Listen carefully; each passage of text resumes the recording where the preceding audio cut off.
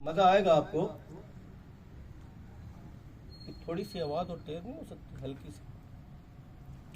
تیسرا جملہ, عشق اور جنگ میں سب کچھ جائز ہے. یہ سنا ہوگا, عشق میں بھی سب کچھ جائز ہے بھائی, اور جنگ میں بھی سب کچھ جائز ہے. کیسا ذہن بنایا ہمارا. لیکن آگے جا کر آپ سنیں گے کہ یہ تمام کے تمام جملے انڈائریکٹلی نہیں, ڈائریکٹلی قرآن مجید کو ہٹ کرتے ہیں. ہٹ. عشق اور جنگ میں سب جائز نہیں. میرے محترم بھائیوں, دوستوں, بزرگوں, پہلی بات تو یہ ہے کہ لفظ عشق یہ بازاری لفظ ہے. لفظ عشق کا استعمال کوئی اپنی ماں کے لیے نہیں کرتا, اپنی بہن کے لیے نہیں کرتا, اپنی خالہ اور پھوپھی کے لیے نہیں کرتا. ٹھیک ہے. یہ عشق ایسا لفظ ہے کہ جو فیملی کے اندر بیٹھ کر بندہ اس کو استعمال نہیں کر سکتا. تو اس کا جو زاویہ ہے اور اس کے پیچھے کا جو سبب ہے وہ یہ بتا رہا ہے, وہ اس بات کی دلیل ہے کہ یہ لفظ ہی صحیح نہیں ہے. ایک لفظ اور ہے جسے قرآن مجید نے بھی بیان کیا اور حدیث رسول صلی اللہ علیہ وسلم بھی اس کو بیان کرتا ہے, وہ ہے محبت. تو ہم یوں کہتے ہیں کہ محبت اور جنگ میں سب کچھ جائز ہے. یہ تھوڑا سا بہتر ہو جائے گا, بجائے عشق کے. عشق کو نکال دیجئے, محبت اور جنگ میں سب کچھ جائز ہے. محبت کا آغاز کہاں سے ہوتا ہے؟ محبت کا آغاز آنکھوں سے ہوتا ہے, پھر آنکھوں سے بات دل پہ پہنچتی ہے, پھر آپس میں موبائلوں کا نمبروں کا تبادلہ ہوتا ہے, پھر کسی پارک میں ملاقات ہوتی ہے, پھر کسی ہوٹل میں ملاقات ہوتی ہے, اور اس کے بعد وہ جس سے محبت کی جا رہی ہے وہ ساری زندگی اپنی نگاہوں کو اٹھا کر نہیں چل پاتی. اس کے بعد شادی کے حوالے سے لڑکی پریشان ہے کہ میں کرنا چاہتی ہوں, لڑکا نہیں کرنا چاہتا ہے, حتیٰ کہ وہ بیچاری لڑکی اسی کشمکش میں آ کر اپنی جان دے دیتی ہے. ایسا ہے یا نہیں ہے؟ لیکن آپ لوگ حیران ہوں گے کہ اللہ رب العالمین نے اس کی آغاز کو پکڑا ہے. یہ شروع آنکھوں سے ہوتی ہے نا. جناب محمد الرسول اللہ صلی اللہ علیہ وسلم نے فرمایا کہ غیر محرم کی طرف تمہاری ایک نگاہ جو غلطی سے جاتی ہے وہ تو معاف ہے, دوسری نگاہ اٹھانا جائز ہی نہیں ہے. اللہ نے جڑ کو پکڑا, جڑ کو کاٹا کہ دوسری نگاہ آپ غیر محرم کی طرف نہیں دیکھ سکتے. ایک جو غلطی سے گئی ہے وہ تو معاف ہے, لیکن دوسری اگر آپ اٹھائیں گے اس کے حسن کو دیکھنے کے لیے تو یہ اللہ کے ہاں جو ہے وہ جرم قرار دیا ہے.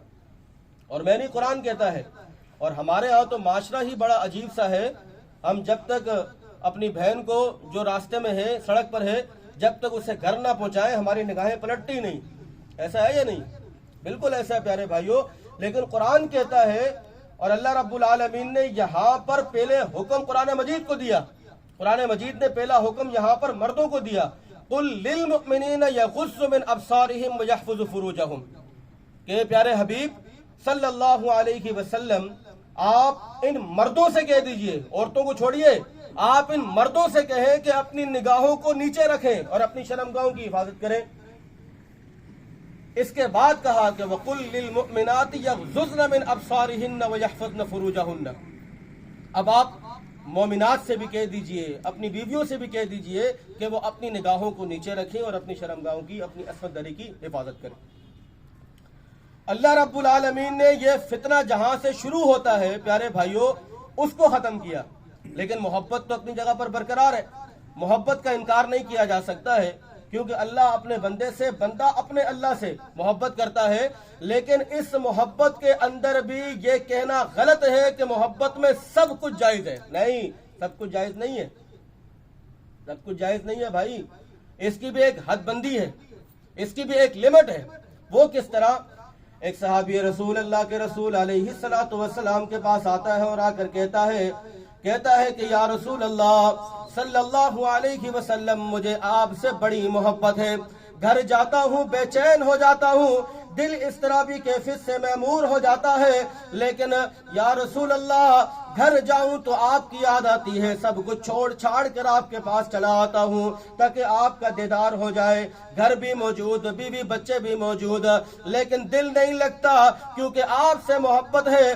اللہ کے رسول کو کہنا چاہیے تھا کہ اے میرے صحابی رسول، محبت کا تقاضا یہ ہے، محبت اسی کی کہا جاتا ہے کہ تم صبح سے لے کے دوپہر، دوپہر سے لے کے شام، اور شام سے لے کے رات، رات سے لے کے صبح تک مجھے ہی تکتے رہو، مجھے ہی دیکھتے رہو، گھر بار کو چھوڑ دو۔ یہ محبت کا تقاضا ہے، یوں کہنا چاہیے تھا نا، لیکن یہ صحابی رسول کہتا ہے کہ اللہ کے رسول آپ سے محبت بڑی ہے، گھر جاتا ہوں بے چین ہو جاتا ہوں، پھر یہ سوچتا ہوں کہ اے اللہ کے رسول میرے اوپر بھی موت کی غشی طاری ہوگی، اسرائیل سے میری بھی ملاقات ہوگی اور آپ بھی دنیا فانی کو چھوڑ کر چلے جائیں گے، تو آپ جنت کے اندر انبیاء کرام کے ساتھ فائز ہوں گے بڑے بڑے مقام اور رتبے پر، اگر میں غریب جنت میں پہنچ بھی گیا تو دکھ اس بات کا ہے کہ اے اللہ کے رسول آپ سے ملاقات نہیں ہو پائے گی، اے اللہ کے رسول آپ سے ملاقات نہیں ہو پائے گی۔ اس بات نے مجھے پریشان کر دیا ہے، حیران کر دیا ہے، کروں تو کیا کروں، محبت بڑی کرتا ہوں۔ میرے محترم بھائیوں، دوستوں، بزرگوں، اللہ کے رسول اپنے لبوں کو ہلاتے کہ اس سے پہلے قرآن مجید میں اللہ پاک نے آیتیں نازل فرما دی، اور یہ آیات صرف اس صحابی رسول کے لیے نہیں بلکہ قیامت کی صبح تک ہر اس بندے کے لیے، ہر اس مومن کے لیے ہے جو صدق دل سے اپنے پیارے حبیب صلی اللہ علیہ وسلم سے محبت کرتا ہے، ہر اس شخص کے لیے ہے جس کے دل میں اللہ کے رسول کی محبت بڑی ہے۔ میں نہیں، قرآن کہتا ہے وَمَن يُطِعِ اللَّهَ وَالرَّسُولَ فَأُولَٰئِكَ مَعَ الَّذِينَ أَنْعَمَ اللَّهُ عَلَيْهِمْ مِنَ النَّبِيِّينَ وَالصِّدِّيقِينَ وَالشُّهَدَاءِ وَالصَّالِحِينَ وَحَسُنَ أُولَٰئِكَ رَفِيقًا۔ اے نبی کے صحابی، تو کیوں اس بات کی ٹینشن لیتا ہے، تو کیوں اس بات پر پریشان ہوتا ہے؟ اللہ نے فرمایا کہ جو شخص دنیا کے اندر اللہ کے رسول سے محبت کرتا ہے اور اس محبت کا ازالہ، اس محبت کا پیمانہ، اس محبت کا ریئیکشن اس صورت میں ہوگا کہ وہ اللہ اور اس کے رسول کی اطاعت میں زندگی کو بسر کرے، صرف لفظی اعتبار سے نہیں، زبانی اعتبار سے نہیں کہ جب جی میں آیا یا جب کبھی آپ کو یاد آیا سال دو سال کے بعد تو آپ نے محبت کا دم بھرنا شروع کر دیا، محبت کے نعرے لگانا شروع کر دیے، نہیں، بلکہ اللہ نے فرمایا کہ جو حقیقی محب ہے، جو اللہ اور اس کے رسول سے محبت کرتا ہے، تو اس کا عمل اس بات پر ثبوت ہے کہ اس کی زندگی اللہ اور اس کے رسول کی فرما برداری کے اندر گزرتی ہے۔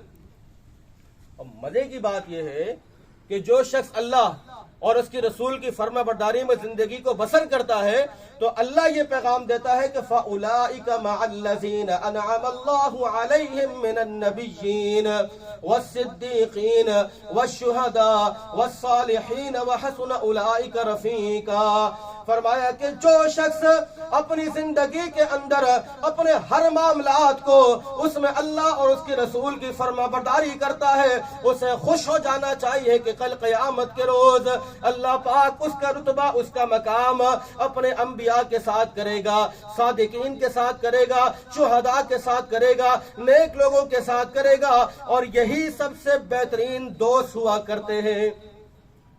یہ محبت ہے نا؟ اچھا، اور ایک بات یہ بھی ہے کہ بھائی اللہ بھی اپنے بندے سے محبت کرتا ہے اور بندہ بھی اپنے رب سے محبت کرتا ہے،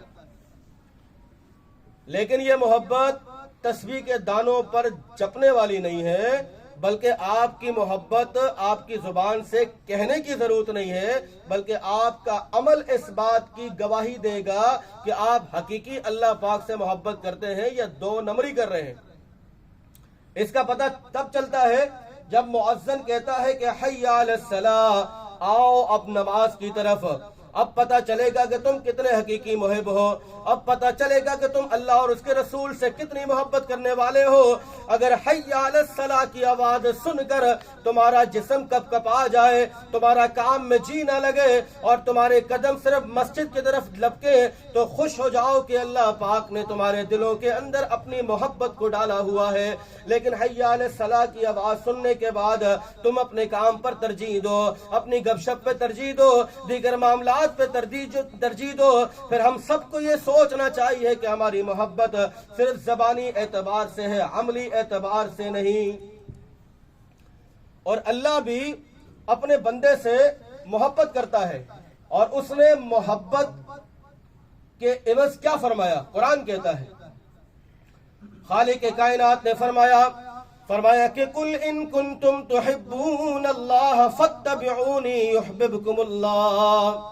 اے پیارے حبیب صلی اللہ علیہ وسلم، آپ ان لوگوں سے ارشاد فرما دیجئے، کیا یہ چاہتے ہیں کہ اللہ ان سے محبت کرے؟ کیا یہ اللہ سے محبت کرتے ہیں؟ ہاں یا الہ العالمین، دنیا کے اندر ہر مسلمان، ہر مومن یہ چاہتا ہے کہ اس کا پیدا کرنے والا، اس کا خالق اس سے محبت کرے، یہ ہر بندہ چاہتا ہے۔ تو پھر کیا ہو؟ فرمایا کہ فاتبعونی یحببکم اللہ۔ اگر یہ چاہتے ہیں کہ اللہ ان سے محبت کرے تو ان کو مجھ محمد کی پیروی کرنی پڑے گی، تسبیح پڑھنے کی ضرورت نہیں، محبت جپنے کی ضرورت نہیں، بلکہ ان کو مجھ محمد کی پیروی کرنی پڑے گی۔ یا اللہ اس سے کیا ہوگا؟ اللہ رب العالمین فرماتے ہیں کہ یحببکم اللہ، اللہ تم سے محبت کرے گا، ویغفر لکم ذنوبکم، اللہ تمہاری خطاؤں کو معاف کرنے والا ہے۔ تو محبت جائز، بھائی بہن سے، بیٹا باپ سے، بیٹی ماں سے، دوست ایک دوسرے کے ساتھ محبت کرتے ہیں، اور ان کی محبت کا جو پیمانہ ہوتا ہے وہ دنیا کی غرض و غایت نہیں ہوتی ہے۔ من حب للہ وابغض للہ واعطى للہ ومنع للہ فقد استکمل الایمان۔ میرے محترم بھائیوں، دوستوں، بزرگوں، اس بات کو آج اپنے ذہن نشین کر لیں کہ ہم جس سے بھی محبت کریں وہ محبت کا پیمانہ دنیاوی غرض و غایت نہیں ہونی چاہیے، بلکہ اس محبت کے پیچھے یہ ہونا چاہیے کہ میں صرف اپنے اللہ کی رضا کے لیے اس سے محبت کرتا ہوں، کیونکہ یہ میرا مومن بھائی ہے یا میری مومنہ یہ بہن ہے۔ اور اگر آپ کسی سے نفرت کریں تو وہ نفرت بھی، وہ آپ کی لڑائی بھی، آپ کا غصہ بھی، آپ کا غضب بھی دنیاوی غرض و غایت کے لیے نہیں ہونا چاہیے، بلکہ اللہ کی رضا کے لیے ہونا چاہیے۔ تو پتہ یہ چلا